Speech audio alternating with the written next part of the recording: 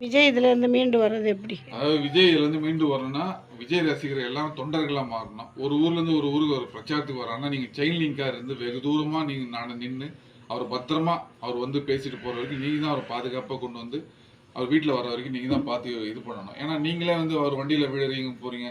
அதெல்லாம் பார்க்குறவங்களுக்கு வந்து ஒரு ஆபத்தா தெரியுது. அவருக்கே மனசு கஷ்டமா இருக்கு. அவர் எவ்வளோ கோடிக்கணக்கில பணம் செலவு பண்றாரு உங்களுக்கே தெரியும். இதெல்லாம் உங்களுக்காக தான். இவர் பண்ற செலவு எல்லாமே வேஸ்ட் ஆகிடக்கூடாது. இப்போ நீங்க வண்டியில முன்னாடி வந்து விழுறது, கொல்றது அதெல்லாம் இருக்கக்கூடாது. ஒரு இப்போ ரூ. 1 சம்பாதிக்கிறது எவ்வளோ கஷ்டம் உங்களுக்கு தெரியும். கோடிக்கணக்கில செலவு பண்றாரு.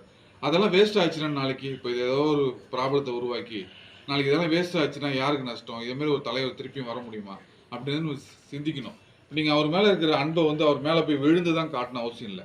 நீங்க இடைவேளை விட்டு இருந்து பாதுகாப்பா ஒரு இடத்துக்கு வர்றாருன்னா வந்துட்டு போனா அவரும் வந்து தைரியமா ஒரு இடத்துக்கு வருவாரு.